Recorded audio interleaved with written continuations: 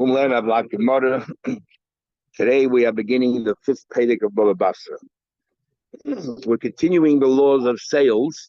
When you sell something, we learned previously you sell a house, you sell a courtyard, you sell a field, and you sell a Beis HaMerchetz. Now we're talking about selling things which are portable. And the fundamental difference is that, we'll see in the Mishnah. When it says the Mishnah, before we made a difference whether you're moicher, you're selling, or whether you're giving a matana. But when it comes to metaltlin, we don't make any such distinctions, because when it comes to karka, we can say that these things are insignificant compared to the land or to the karka, which is so much more significant. So therefore, it's dragged along. But metaltlin, there is no such thing. They're all the same, and the same for the hegdish, they're not included, because there's no bittul here one to the next. You sold the ship. You sell the mast, and you sell the sail, and the anchor, and also the oars. The people who actually move the oars are not included in the sale. And not the sacks that you cover whatever the merchandise is you have on the boat. And not the boxes that you put in the merchandise inside the hull. If he said he said the boat and everything that's therein, then how they call them? And then also these things, excuse me, are sold with it as well. Says the Gemara, and Gemara just tight what we just said. Toilen is a skaria. That's the mast. How do I know? It says in the pasuk that Edes, the cedar tree, so it's very, very tall, and a mast is a very tall beam. It's on the front of the ship. So Edes, this cedar, milvana lakachu, lasses titan to make the titan on top of that, to make the mast. Nace, what's nace? Nace is other. Nace is the sails. As the pasuk sheish linen, but it come that you weave mitzrayim hoya from Mitzrayim. It came before Roshach spread out to become your sail. So we see that's that cloth. What's Eugen, which we're going to say it's an anchor. Anchors. It says in the pasuk, halahen tisabarna. You're going to wait for her by Rus over there. You're going to wait till she gets married. Until they grow up. Meanwhile, she'll be a chained woman. She cannot marry any person. So we see this is what holds things back. That's what an anchor does. An anchor holds the boat down. Yeah, they're holding back. Is that what it is? Or we call chained, but it means holding back. Manhigin, what's the manhigin? The oars. These are the oars. The pasuk aloinim mibeshen. Also mishatayim made from these oak trees. You made this mishatayim, these oars. Or from here mahacha from the following. The Yordumin are saying they went down from the ship called Toyisem Moshe. All those were holding on to the oars. So we see from here that it's something that you hold on to and you can take with you. These paddles. Come here, learn. If somebody sells a boat, mochas iskala, the ramp to get onto the boat is sold with a ship. Otherwise, how do you get onto the ship? The ain boid hamayi, you cannot drink the water from the ocean. You have to only drink fresh water. So every boat has a boid in it, and that's part of the boat. You can't survive in the water without it. If you sell a ship, you sell also every big ship has a bunch of small little rowboats. Yeah, the idea is how do you get to the island? You can't take a big ship too close. So if you want to get to land, or if you want to get to the shore, you have to have these small boats that ferry you across. And what do you call it? And sounds like they were arguing. This one says bitzim, says doigis. It's the same thing, little boats. No, I'm not saying Bavlo how he comes from Babel, and that's how they refer to it. Because I mean, should we say Butzi also the Mashal Sumchis, the Bayis Yisrael, and Sumchis Yisrael, Kardelei Doigis, called Doigis. Because see if it says Bacharischan Besides Doiger. The Bacharis, if that says there at the end, Besides Doiger. That Besides means like a pot. That if you want to go fishing, they have these little boats that come down and they go catch the fish. So therefore, it's these are little boats, and that's how they call it to throw. Says the Gemara, Amar Rabba. Now starts the sugya called Guzmois the Rabba Bar Chana, which means a bunch of stories there where it describes animals which are massive and fish that are massive, based on Psukim and Iyov and other places. So in the Mefarshim, the Machlek is whether you take the Gemara literally whether the Gemara is all allegoric or the deeper the Muslim, like Ani Yaakov says, the deeper the Muslim on the stories. The Ritva writes very interestingly that when he says all of these exaggerations, it's how a person conceives it, looking from your eyes. If he says that, I saw this that was 400 parts long, it looked like that. When you're going there and you see, when you go into the ocean, there's a terrible storm and the waves are massive. It's as if the waves are touching the sky. It's not that it is touching the sky. That's how you perceive it. So you have to take the Gemara, the perception of a person, number one. Number two, he says that every time he says the Chusayam, we're talking about the Atlantic Ocean. So it's not the Mediterranean, Atlantic, and therefore the winds and all of these things and the massive fish are all possible. And third thing he says is, just like you have in the ocean, we have knots and we have kilometers or miles on land. He said parsois, even though we use the same word, a parsa in the ocean is not the same thing as a parsa on land. 20 parsois of the ocean is equal to one parsa on the land. So it reduces a lot of exaggerations dramatically. That's the rule Ritva lays down before you start. Exactly. It seems like knots the thing. I just want you to know I was in Queensland a few weeks ago and we were sitting outside eating, and then suddenly this looked like a bat. It was this big. Came to our table. It turned out to be a moth. Never saw a moth this size. And then suddenly I said, well, if you can have a moth that's usually this big, it was literally this big, who knows what it was like. We can have these massive animals and winged creatures. We just don't have them because we've destroyed their habitat. Who knows? Oh, well, yeah, the dinosaur then. No problem saying that before the Mabul they were all there and the Mabul destroyed them. Okay, let's continue. So now starts these sugis. The people who travel, again, the Rishon said the Chusayama always means Atlantic Ocean. Hi, Gala. There was this, the sailors, those who travel the seas. He said, hi, Gala, this way the Madbeil is threatened to drown, capsize our ship. Then I saw I saw this like a fire outline in the top of the wave, like this malach there, or shed at the top of the wave. And there's a malach who wanted Hamas, but which looked like fire because it was a malach. Another Yidva says a lot of times that whenever it says lididi chazi, it means a chol. That's the reason. Lididi chazi means a chol. We hit it with a stick. The chokil said, "Eke asher eke kosh and tzvakas, amen amen salav and calm down." So the allegory is that we say that Mayin Rabim is talking about the ways of the world, the panos of the world, and it's very, very tempting, and is trying to drive us away from the Eibishter. So then when we referred back and we said, that Eke asher eke and kosh and tzvakas, if we were strong and we maintained our kesher with Eibishter, it calmed the threat of the waters down. They were telling us between one wave and the next wave was tlas meya parsa, 300 parsa. Remember, a parsa is 4 mil, that's 1,200 kilometers. Even according to the Ritva, you divide that by 20, is still, like 60 kilometers between one wave and the next. So again, the Ritva said this is the perception. It looked like they were so far away from each other. The Roim with the Gala class made parsa, the height was 300 parsa high. Big waves, giant waves. Zim once, Havi was going away, but Dolin and Gola, and the wave picked us up. We were so close to the stars, we saw the star. It was the size of where you can grow 40 measures of mustard seeds. Had we been any closer to the star, we would have burnt up from the heat of that star. And one wave said to the other wave, my friend, is any reason why we shouldn't destroy the world? The world full of Vedas. Let's now both of us make a tsunami here and destroy the entire civilized world. Then they said, no, they should go and destroy the world. Go. The other wave said to him, look how strong the Eibishter is. One kernel of sand. The Eibishter told me to only go this far with my waves and the seashore.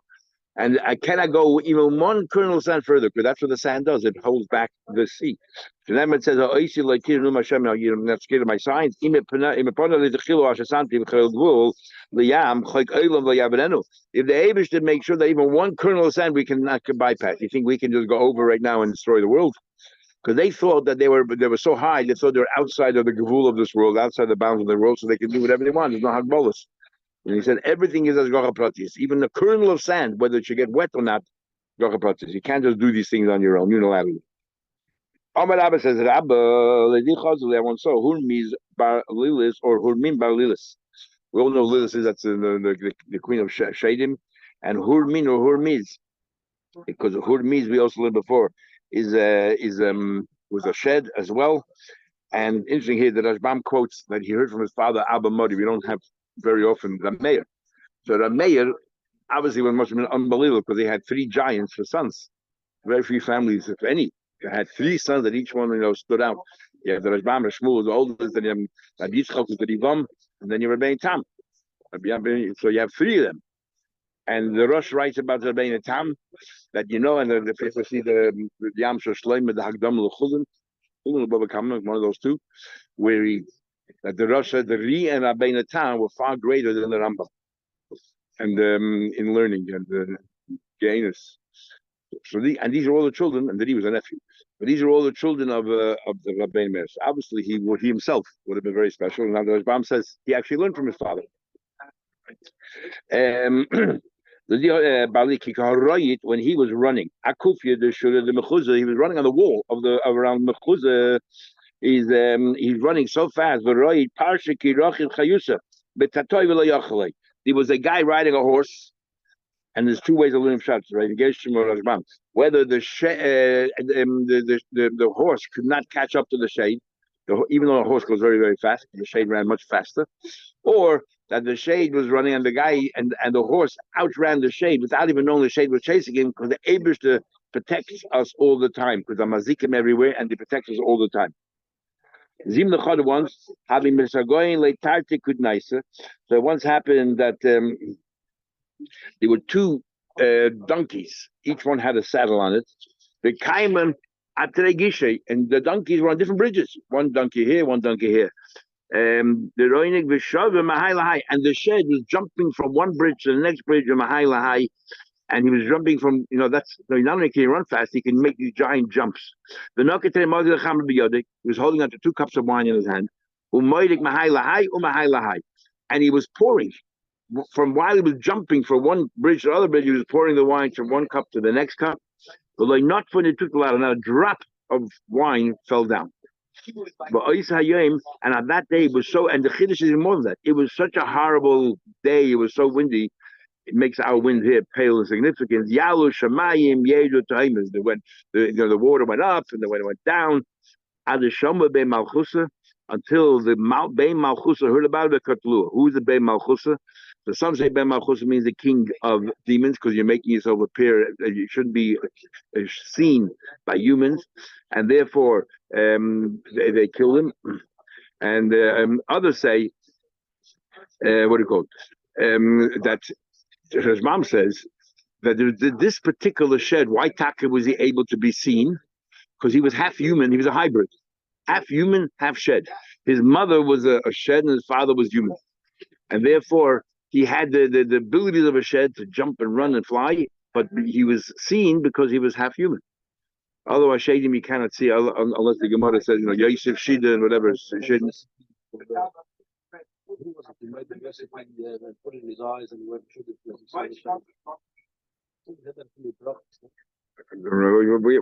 says that if you want to see Shadim, you put the above there. You put all the things on the floor, so you can see whether they're there.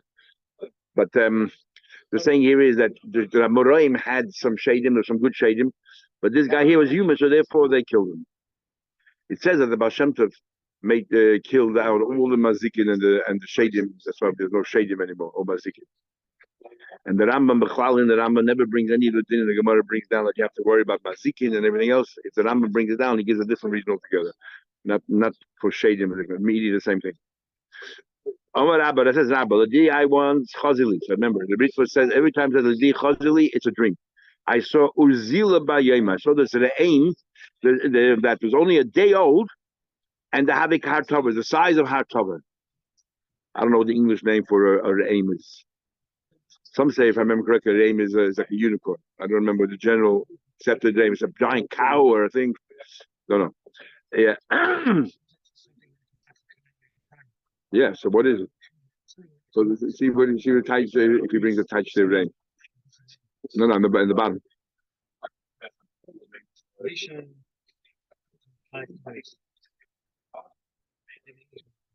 Okay. It's more right. The hard cover come have a. You're saying it's the size of hard cover. What exactly is hard cover? Arba parsi. Hard cover was 4 parsi tall. Again, hard cover was 4 parsi tall. Umishachar the tzavara, and the length of the neck is plus a parsi. It was 3 parsi tall. Ubei ma'bosation, the area that he has to place his head down on the ground was parsa palga, was 1.5 parses wide. Rama Kufta once had to excrete once. That very first day that it was born, already had what to excrete. And it blocked the Yarden River from flowing anymore. Yeah, that's how you know, but that's the mammoth this particular animal was. I once saw a crook of frog, the Havik Akra, the Hagronia. It was the size of the city, Akra, the Hagronia. Across the Hagroina, how big is the city? Shisin, but it was 60 houses big. Also, Tanina came along, this fish, Bola swallowed it. Also, Pushkansa came along, this female raven, Ubola, the Tanina, and swallowed the Tanina. Sometimes Tanina is a fish, and sometimes Tanina is a snake. And Visolik, Yosef Bilana went and it sat in a tree. How strong the branches of the tree are. Some want to say that this is a remez. Tzvadeya, it doesn't stop croaking, and I think Tzvadeya that says in the Medrash, Tamachachim is compared to Tzvadeya, and that's why the Mitzrayim was punished with Tzvadeya because they stopped the Talmidei Chachamim from learning Torah. They made them work all the time. So therefore, the Tzvadeya is the Talmidei Chacham, and that's what it is. That this Tzvadeya ke'akra dagroina, that constantly he was talking from his throat, he was constantly learning. And Chaim Heim lemoitzaeim lemoitzaeim bepe, we had that you have to say the words, enunciate the words. And then they tried to stop him, and Dafka and we compared, and the raven saved him. Raven are the Temche Torah. Why the raven? Why is it called a raven? Because we know that a raven is an achsod when it comes to his own family. That as we learn in Tanya, that your first love should be love of Torah. And so sometimes you can be accused of being an achsod, you're ignoring your family because you're sitting and learning Torah. You should be taking care of your wife and kids. So therefore, but the raven are the Temche Torah. And again, they tried to stop the Talmid Chacham learning, but came along the Temche Torah with the Eitz Chaim and they supported you. And we see from here that the Temche Torah, in a way, are even stronger than the people learn Torah. Personal Torah is threatened by these Taninim. But the Temche Torah were able to save you. So Zvulun comes before Yisach. That's how they learn it in the allegorical world. If I wouldn't have been there, I wouldn't believe it. Now you believe it. So unless he also saw it in a dream. I saw a fish, the Yosle, that I saw that lodged into him, the small little flea or something, small little creature. There's nose. And then it died. This little creature, whatever it is, killed this massive fish. And the water pushed him out and threw him onto the land, onto this wall. We had in traces that there are certain numbers in Shas that are Lashon Guzman, 60, 300. Yeah, but he says it 60, 300. So they're part of 60 cities. 60 other cities were able to live off the fish because there was so much flesh there. And another 6 cities used the hide for, and salted it and used it to make buildings, whatever it is they use the hide for.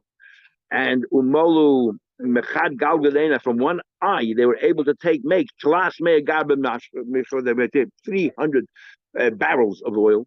And when I came back, a year later, Chazina saw that that they were cutting down Megame from the bones, Metalalt, and building houses or huts. They rebuilt those 60 cities that this fish destroyed. I'm not going to tell you every allegory, just from time to time, because it'll take forever. Some of them are not so far-fetched that I'm worth repeating. There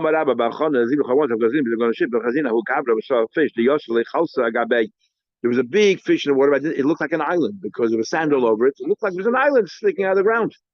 Is because of Chagma Alai. We went ahead and made a barbecue and we cooked over there and everything else. And Savarina, we thought Yavashti, we thought it was an island. The Salkina, we baked and cooked. Yeah, up there. We went the Kad Cham Gabe. So the Gahat is happy the fish turned over. The Eloi the Mikvas winter had not been that our ship is right there, have a team would have drowned. And once the Rav say beautiful shot. He said that this is the story of Klal Yisrael. We get expelled from land to land. Finally, we come to a land, and so he's talking about Spain actually. The Swedish Rav, can't remember who it was, because it was the golden era for 200 years. Yeah, we even with none of that. We were successful. They were all wealthy. They had great Rishonim, the Rashba, the Rosh, the Rambam, and we thought that fine, it's a dry land, they can accept us. But as soon as things got warm for us and we started getting too comfortable, we forgot that we were gated, that we don't belong here. Suddenly they gave a turnover. The very country that harbored us turned around and they tried to destroy us.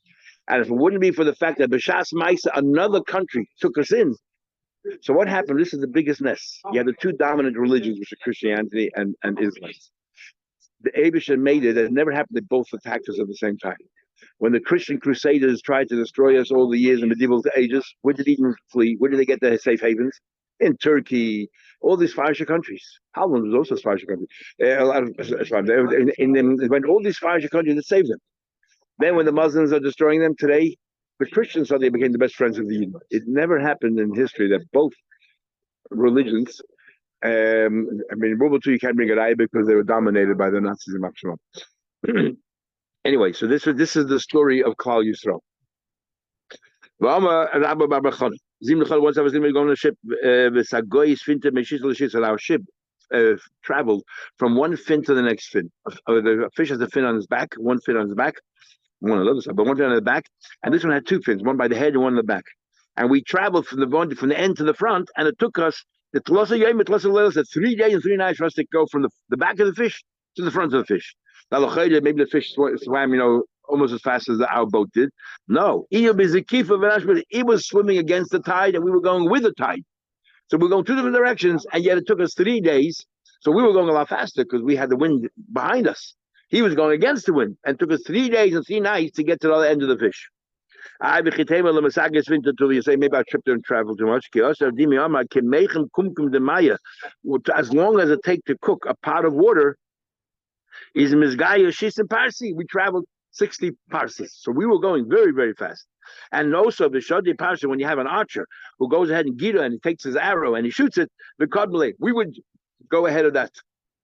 That fish was a Gilni Yama. Those are very fast fish, but it's a massive. These like today Shaita. It's the only fish that has two fins. I saw this bird, the Maya, that was only until his ankles in the water. The Reisha of the kid's head looked like it's touching the heaven. I mean, he said, like a Maya, must be very shallow here. And we wanted to push go in the water to cool down. So we thought we could go swimming there. The nothing Baskala came out a voice from heaven and rang out, don't go swimming here. The once an axe from a carpenter fell down over here 7 years ago, and yet didn't hit the bottom. So don't go swimming yet. Now, boss, this bird is a giant, so therefore it's ankled. The lamashum did a fish not because there's a lot of water. Lamashum did a fish. It doesn't mean it's very, very deep. It means the water, the rapids, the current was so strong that didn't let it, just kept afloat. So don't go there. It's very dangerous. Who's Ziz Sodehu? This particular bird is called Ziz Sodeh. Moves in the field. See what it says, Ziz Sodeh Madi. And this Ziz Sodeh is with me. Okay, so then we continue. I saw these kachkas, these geese. There's something at Fayim. There was so much fat oozing from them that it was just falling on the ground. The Konogdi Nachla the Mishkan Betosayo, and it was flowing from them rivers of fats. I mean, I said, I said to them, are you guys going to be all involved in lawsuit love like the Leviathan, the shirt of bar? We're going to eat from them. What about you? Dolly got for that picked up its wing to show, yes, I'll be eaten by the Asulava. The Choda Dolly Atwell picked up its pulka, its thigh to show, yes, look at the fat here for the future. He also came to Rabbi when he came to Rabbi Amalli, he said to me, Asidin Yisrael Lidin, we're going to be taking into account that these birds, these geese, are in such pain for carrying such a load, And the only reason why they haven't yet been able to get discharged a load is Mashiach hasn't come. And the only reason Mashiach hasn't come is because we didn't deserve Mashiach. That's our fault. I wander around with this nomad, a business, a tell you something called a Kanani, he would take dirt, and give it a smell. He would say, go down this road, you'll hit there, go down this road. Just from smelling the dirt, he knew exactly the directions. I said to him, how far is it from water? Give me sand. Yavina gave him 8 parts of this direction. So Nina did again, but Vinland gave it the Merchet was a parsa. Then he gave him another sand. He said, that direction 3 parsa. I swapped the sand around to see whether this is a kunz or he's real. Couldn't prove. I knew which sand I'm giving him, and he always got it right. 8 parsa or 3 parsa. Then this Getaya said to me, you know what? Come, let me show you Mesa Midbar. I'll show you the dead in the Midbar. Ozel Chazisnu, I went to see them. They're all lying there as if they were all red in their faces. They were all intoxicated. So taste from here that Yeshlem Chelom Haba, because if ain't Chelom Haba, their bodies would decompose. So the fact that he saw that, even if it's in a Cholom, it's to demonstrate, like the opinion will have in the Sanhedrin, that they do a Chelom Haba. The Gonu Apaka, they were lying on their back. Another big machlekes were parked at side of back, or face down or face up. Here, obviously, face up. I haven't obviously seen a minute. That was kife birke, and the knees. There was like lying, or at least one person, his knee was up. The chad ben from one of them. Va'ayel taya tusi birke. Now this tire sitting on a camel and had a sword way up, still went under the guy's knee. The Nagabe didn't touch him. So I went over and I went over and I cut down one piece of tzitzis, one corner of the tzitzis. That means they were lying there and they passed away with the tzitzis. The Chad Benai, one of them, see these long cases, I'm going to tell you what it says. It didn't pay. He said, I couldn't move my animal. So he says to me, did you take something from the dead over here? I said to him, the Gemidi, I had returned it. The Gemidi, I had returned it because the Gemidi we have a tradition. The man, the shokol, medium and knife. If you take anything from them, you want me to move away from it. Also, I went out there, put it back. But how did mistagla? Then we able to go. He also the caravan. I went back. I told the brother exactly what I just saw. Only they told me, Kol Abba. His name was Rabba Baba Chana. So the Ram says every Rabba, every Ravina is really Rab Abba. So Rabba is Rab Abba. Ravina is really Rab Avina. So according to that, Rava was really also maybe Rab Abba or something. So therefore they said to him Abba. Call Abba Chamra.